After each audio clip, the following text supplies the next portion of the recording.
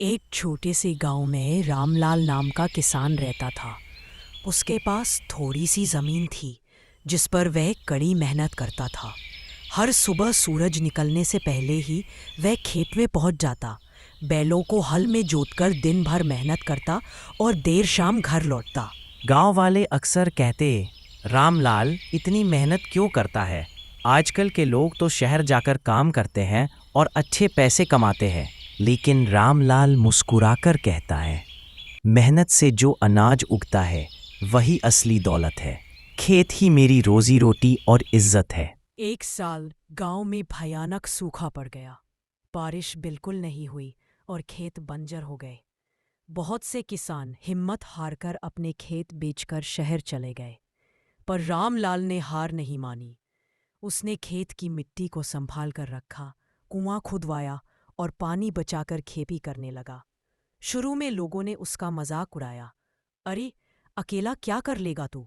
जब सब छोड़कर जा रहे हैं तो तू क्यों डटा हुआ है? रामलाल ने एक शांत भाव से कहा, अगर किसान ही हिम्मत हार जाए तो धरती पर अनाज कौन उगाएगा? मुझे अपनी मेहनत पर भरोसा है। धीरे धीरे उसकी लगन रंग लाई। थोड़े पानी से भी उसने सब्जियां उगाई और मंडी में बेचकर अच्छा मुनाफा कमाया। बाकी किसान जो शहर चले गए थे उन्हें वहां बहुत कठिनाई हुई, पर रामलाल गांव में ही सम्मान के साथ जीता रहा। आखिरकार जब अगले साल अच्छी बारिश हुई तो उसके खेत सोने की तरह लहलहा उठे। लोग उसकी हिम्मत और मेहनत की तारीफ करने लगे।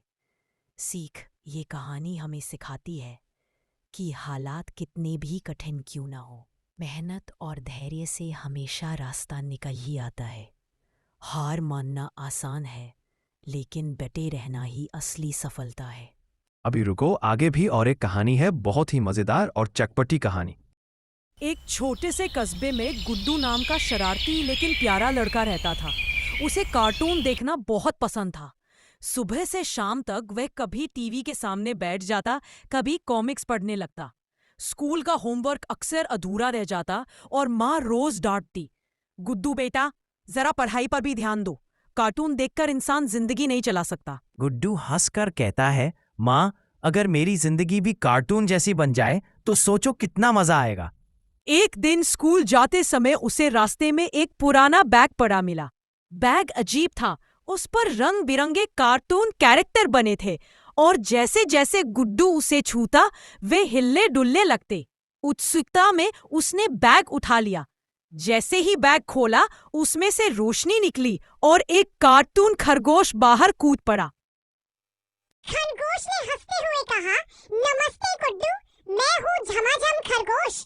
यह बैग जादुई है, अब तुम्हारी जिंदगी कार्टून जैसी हो जाएगी। गुड्डू की आंखें चमक उठी। अगले ही पल सब कुछ बदल गया। उसका स्कूल कार्टून क्लासरूम में बदल गया। टीचर पेंसिल से नहीं बल्कि जादुई चौक से पढ़ाने लगे। उसके दोस्त सुपर हीरो जैसी हरकतें करने लगे। किताबें अपने आप गाने गाती और कॉपी पर होमवर्क खुद ब खुद लिख जाता। शुरू शुरू में गुड्डू को बहुत मजा आया। सुबह उठते ही कार्टून खरगोश उसे बस स्टॉप तक छोड़ने आता। रास्ते में पेड़ बातें करने लगते और सड़क पर गाड़ियां नाचने लगती। लेकिन धीरे धीरे समस्या शुरू हुई। होमवर्क खुद लिखने से गुड्डू कुछ समझ ही नहीं पाता था। परीक्षा में सवालों को देखकर वो चक्कर आ गया। उसके दोस्त कार्टून वाली हरकतों में उलझ गए और असली खेल कूद व पढ़ाई भूलने लगे। एक दिन उसने खरगोश से कहा, झमाझम भाई, अब मुझे ये कार्टून वाली दुनिया अच्छी नहीं लग रही। असली जिंदगी में मजा है, जहां मेहनत करनी पड़ती है और सीखने को मिलता है। खरगोश मुस्कुराया और बोला, गुड्डू, यही तो सीख थी। कार्टून हमें हंसाते हैं, लेकिन जिंदगी मेहनत और जिम्मेदारी से ही सुंदर बनती है। अगर तुम मेहनत करोगे तो असली जीवन भी कार्टून जितना रंगीन लगेगा। इतना कहकर खरगोश बैग में समा गया और बैग गायब हो गया। अब गुड्डू बदल चुका था।